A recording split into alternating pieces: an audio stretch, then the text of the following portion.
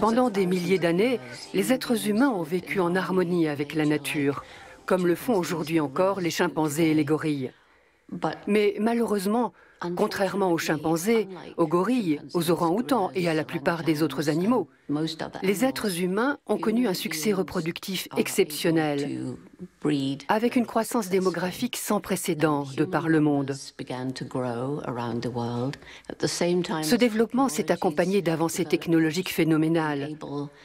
Alors qu'autrefois couper un arbre demandait un certain temps, avec les tronçonneuses, on abat aujourd'hui les grands arbres à la chaîne. Malheureusement, le matérialisme occidental a remplacé l'ancienne sagesse d'une vie en harmonie. C'est à cause de la cupidité, à cause de l'argent, je pense, que les choses se sont gâtées.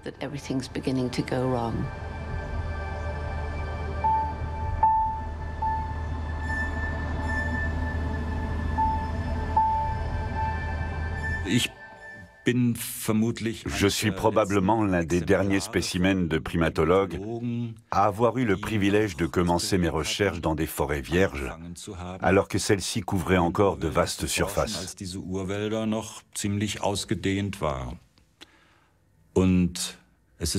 Et il m'est arrivé la même chose qu'à bon nombre de mes collègues. Le simple naturaliste que j'étais s'est mué en protecteur de la nature. Lorsque j'ai vu débarquer sur nos terrains de recherche tout un cortège d'excavatrices et de tronçonneuses, et que l'on s'est mis à extraire le pétrole et piller le minerai à tour de bras.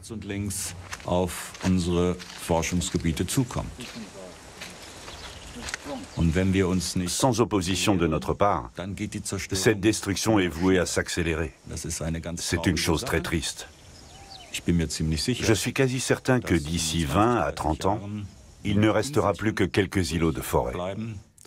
Ils mettront une immense clôture tout autour, il y aura quelques dizaines de grands singes à l'intérieur, et ce sera la fin de l'histoire. Les grands singes partagent avec nous, humains, une grande partie de l'histoire des émotions et de la cognition. Comment cette histoire va-t-elle se poursuivre ? Et va-t-elle se poursuivre? Nous sommes l'espèce la plus intellectuelle à avoir jamais vécu sur cette planète.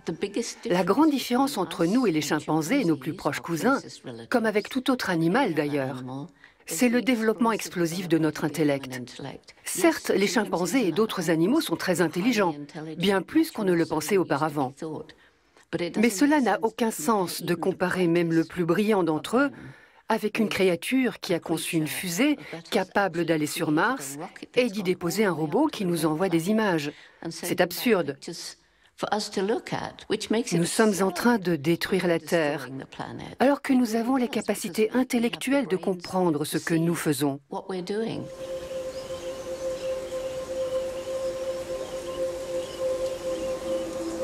L'esprit humain n'a pas évolué pour appréhender les exigences d'un monde globalisé, à la complexité croissante et à l'accélération exponentielle.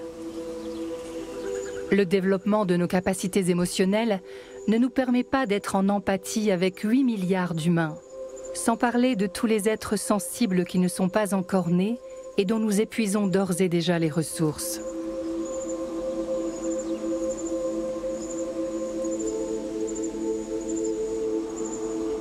Comment faire en sorte, avec les capacités intellectuelles dont nous disposons, que l'anthropocène ne conduise pas à la destruction définitive de notre planète?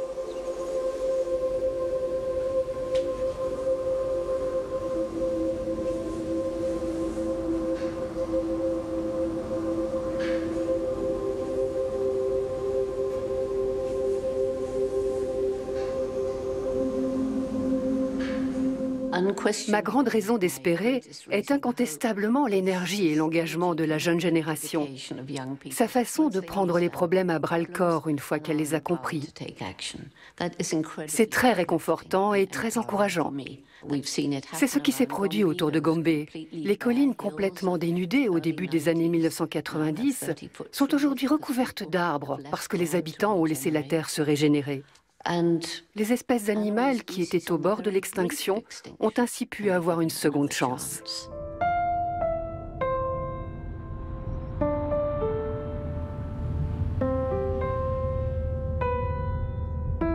On peut se demander si cette histoire, où émotion et cognition se rencontrent, a un avenir. Peut-être, si les scientifiques parviennent à comprendre les structures sous-jacentes de nos sentiments moraux et de nos capacités cognitives, et ainsi à mieux cerner la complexité de notre monde intérieur. Une raison de plus pour continuer la recherche.